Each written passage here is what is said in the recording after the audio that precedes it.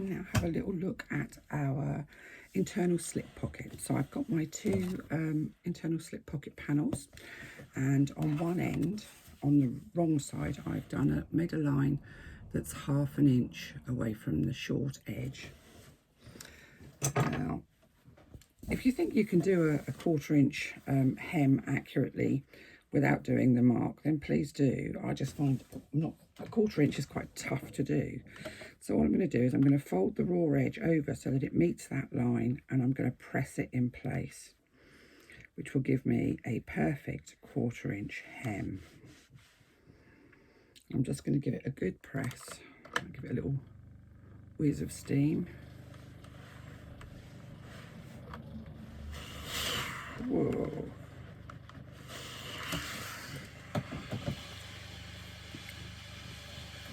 Oh, stop steaming, you stupid animal, stupid thing. New iron haven't quite figured out what all the buttons do yet. It does steam well though. A bit like a sauna. So I do exactly the same on the second one. We're just literally folding those edges over by 1/4 inch. If you prefer to do your slip pocket in the more traditional way, where you have a whole piece and you fold it in half and sew around the edges and leave a gap at the bottom to turn, that's fine. I'm just trying to show lots of different ways. There's always more than one way of doing things, and this was a technique that was actually shown to me by a friend in Australia, and I used to call it the Ellen pocket technique because I just think it's really clever. It gives a really nice, you get really nice sharp corners on it. So with your two pieces, both have the folded hem, lay them right sides together with that hem at the same end on both pieces. You don't want to have the hem at opposite ends, and just give them put a few clips in just to hold them in place.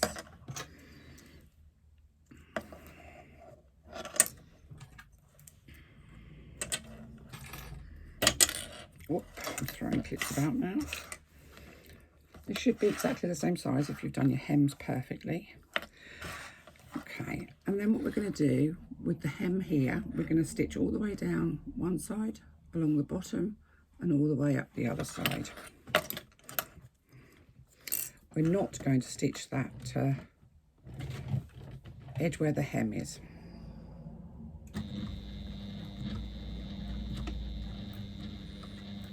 When you stitch over the hems, make sure that you keep the hems flat so they don't pucker open as you stitch.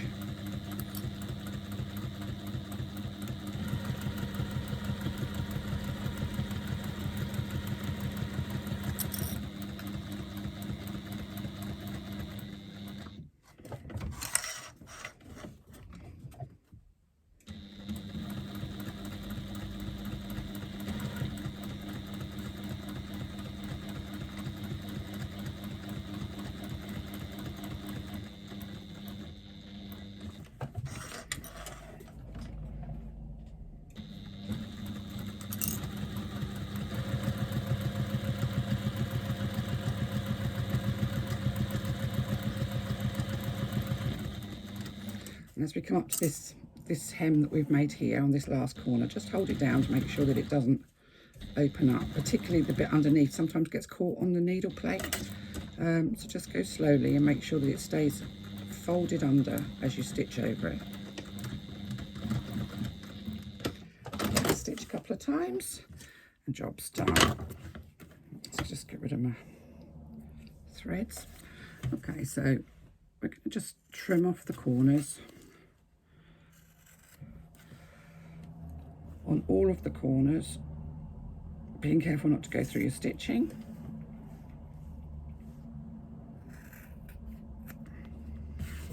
To reduce the bulk. Now I've taken off the corner to 45 degrees.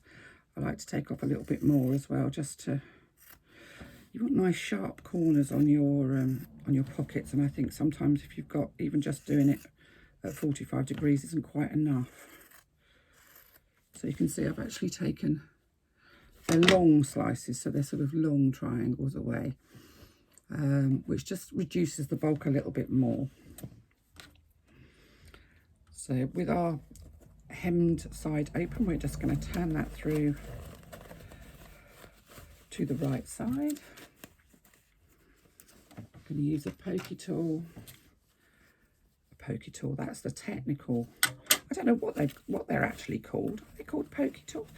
Corner tools? I don't know. It's always been a pokey tool in my sewing room. And I have lots of pokey tools. Some of them are not actually meant for sewing. My wooden spoon is one of my favourite pokey tools. I've got a chopstick here as well, so you know, pokey tools galore. Push out those corners.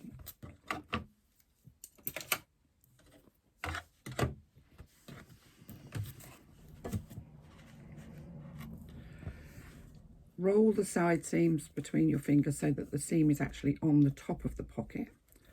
You don't want it sort of twisted round at the sides. And give the whole pocket a press. Making sure that those hems stay turned under. I'm just going to roll this one between my fingers just to make sure. Well, I roll it between my fingers to get the actual seam right on the very edge. If you don't, you sometimes find that when you press it, you get the seam sitting in slightly, and what you end up with is a curve on the side of your pocket.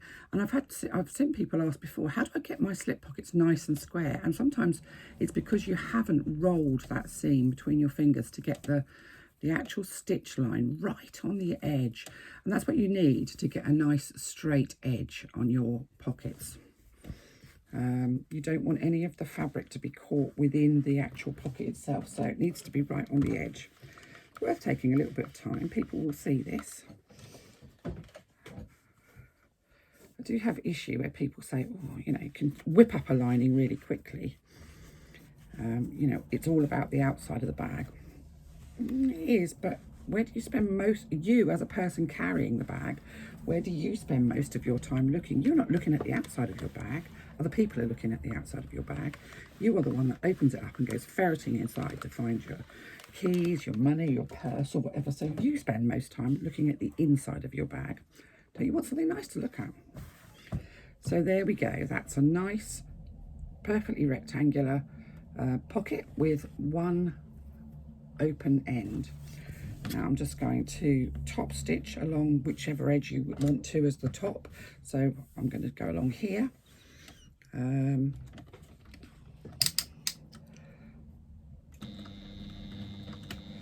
just do one back stitch at the beginning.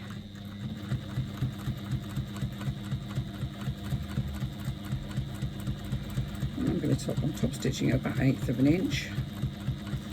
I say about because it's not it's an approximation.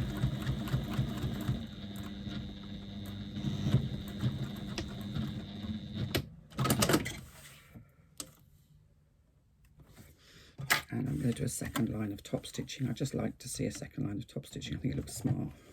It's not mandatory.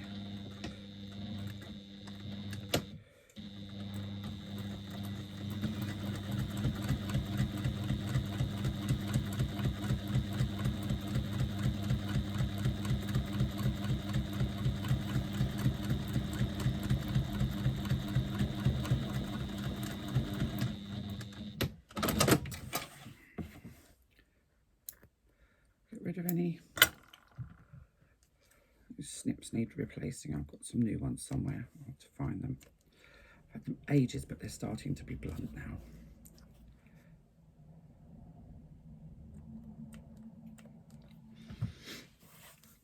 And there we have one pocket complete with top stitching.